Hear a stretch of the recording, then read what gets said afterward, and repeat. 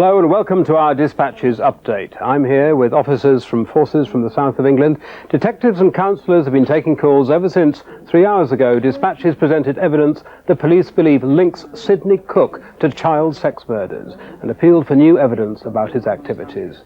There's been an overwhelming response. Usually the police use television to appeal for information to help them find the perpetrator of a crime, but in this case the police make no secret of their prime suspect. Earlier this evening, Dispatches chronicled the disturbing story of Sidney Cooke and the paedophile gang he led. These men are members of a paedophile gang who tortured and killed a child. Most will soon be out of prison. Sidney Cooke was the leader of the gang, yet he is already a free man and already has plans for the gang to meet again. They are killers. And they kill for sexual pleasure. It's as simple as that. Cooke was jailed so that children would be protected from him. Now he's at liberty.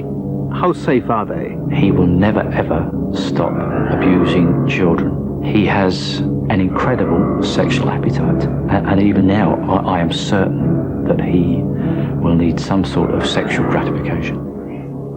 For years, Sidney Cooke haunted fairgrounds, amusement arcades, seaside pleasure parks, wherever children gather, places where your children may have been. Cooke has been convicted of killing one child, but the police have evidence linking him to the murders of 2 others. In tonight's Dispatches, we examined that evidence and appealed for anyone with further information about the gang's activities to ring the police here on this number. Cooke is already one of Britain's most notorious killers. He and his gang took 14-year-old Jason Swift to this flat on East London's Kingsmead estate. Jason died in an orgy of sexual violence. Cooke's police confession was witnessed by a retired Salvation Army officer. In 73 plus years, I would say he was the most evil man I've ever met. Cooke has also been linked to the death of 6-year-old Barry Lewis, who was buried in a shallow grave. One of Cooke's gang confessed to the murder and implicated Cooke in Barry's abduction and rape. He said Cooke was also involved in the disappearance of another little boy, 7-year-old Mark Tilsley, from a fair in Wokingham. His body has never been found. His mother has no grave to visit. All she has is a plaque in the churchyard.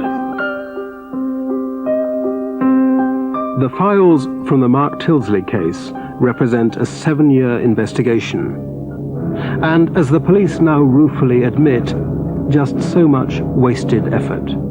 I had spent 30 years as a police officer evaluating evidence to take before the courts, and I believed that we had the evidence. In the course of making this program, I've met 2 young men who say they were abused by Sidney Cooke. The police believe them, and if their allegations were proved in court, Sidney Cooke would be jailed for life. But the problem is, both are vulnerable, both have severe learning difficulties.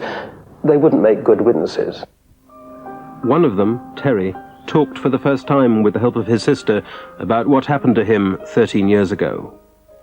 Where did he take her? Bushy. To where? Bushy. The bushes. And what did you do when you was in the bushes? It's all right. For 30 years, Sidney Cooke was at any number of fairgrounds, fun fairs, school fetes, firework displays, where he set up his Test Your Strength machine and offered free rides to some children on other fairground attractions. Does anyone watching tonight remember an incident like that at a fairground 15 or 20 years ago? If you do, please ring us on this number. This has been a unique collaboration between the police and broadcasters, but a collaboration justified and made necessary by an extraordinary case. I'm with Detective Superintendent Trevor Davies. Trevor, what's been the quantity, more importantly, what's been the quality of the calls that have been coming through? Well, we've had in excess of 100 calls come through so far. As you can see, we're still getting calls coming in at the moment, and there have been some very, very interesting ones. There was one moment where I actually saw a sort of hush descend and a great sort of moment of concentration happening. That was something quite important. Yes, we did. One particular call that was related to me concerned a similar MO to that that's been used in the past. And my colleagues and I felt that there was certainly something in this particular call. We will be following that up as a priority. This was a man claiming to have been a sexual victim of Sidney Cook, then? Yes, it was. And it is a claim at the moment, as I say. We've run that through our database, and we've got some further research to do. Once we've done the research, which will be done over the next couple of days, then we'll formulate an action. When you say a similar MO, what sort of things are we talking about? We're talking about the modus operandi. We're talking about where this person states that he was picked up. Again, fairgrounds come into this. So with taking the picture as a whole, it certainly looks quite interesting. Now you say you've been running this through the database. What's this database? Yes, we've got the Holmes database, our major incident computer database. Got all the information on this paedophile gang so far, and you're registering what you're getting now against that. That's right, yes, and this relates to Operation Orchid, which was the original operation run back in 1991. What do you do now with all this information? Well, it'll all be sifted through, prioritised, and then we'll then look at how we're going to react to each individual call that we've logged. And you'll be visiting some of these people? Some of them, most certainly. And some of the people who've called you have expressed willingness to be visited. I mean, they're quite open about things. Yes, they have, yes. There are some calls that have come in that are very, very sad, of course, when dealing with something like this. But others, people genuinely do want to assist, and they have called in. We've been talking mostly about Sidney Cook, but has there been evidence about other gang members in the paedophile gang? Yes, we have got some other information that may well relate to others. And that, again, you're going to register against your database, you're going to follow up all that material? Yes, we have got further research that we need to carry out as a matter of necessity. On the whole, a useful evening? On the whole, a very useful evening. Lieutenant Trevor Davis, thank you very much indeed. Thank you. And thank you for the information that we've received so far, but let's just remind you of the specific information the police are seeking. Sidney Cook is already one of Britain's most infamous child killers, but some of his victims are still alive, and tonight we revealed details of two young men who said their lives were wrecked by this predatory paedophile. Could there be other victims in your town, in your street, perhaps even inside your house?